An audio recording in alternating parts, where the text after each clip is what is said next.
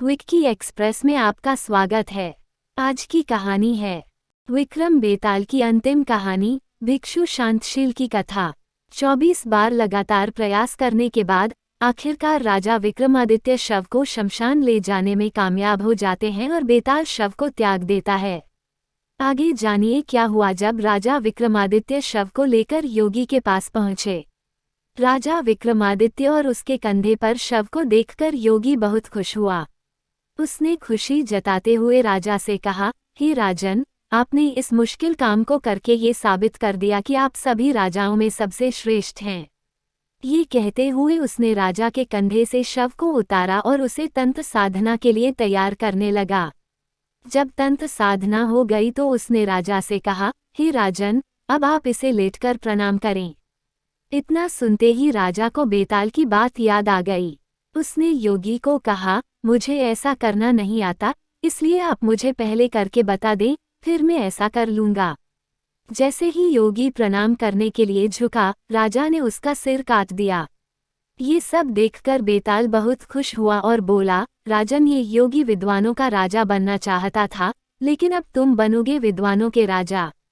मैंने तुम्हें बहुत परेशान किया, अब तुम्हें जो चाहिए मांग लो।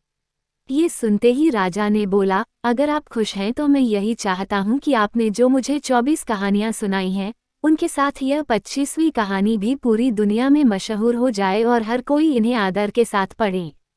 बेताल ने ये सुनते ही कहा, जैसी आपकी इच्छा ऐसा ही होगा। ये कहानियाँ बेताल 25 के नाम से जानी जाएंगी और जो भी इन्हें ध्यान से पढ़ेगा या सुनेगा, उनके पाप खत्म हो जाएंगे। इतना कहकर बेताल चला गया और उसके जाने के बाद शिवजी ने राजा को दर्शन दिए। शिवजी ने प्रकट होकर राजा से कहा, तुमने इस दुष्ट योगी को मारकर एक अच्छा काम किया है। अब तुम जल्दी 7 द्वीपों समेत पाताल और पृथ्वी पर राज करोगे।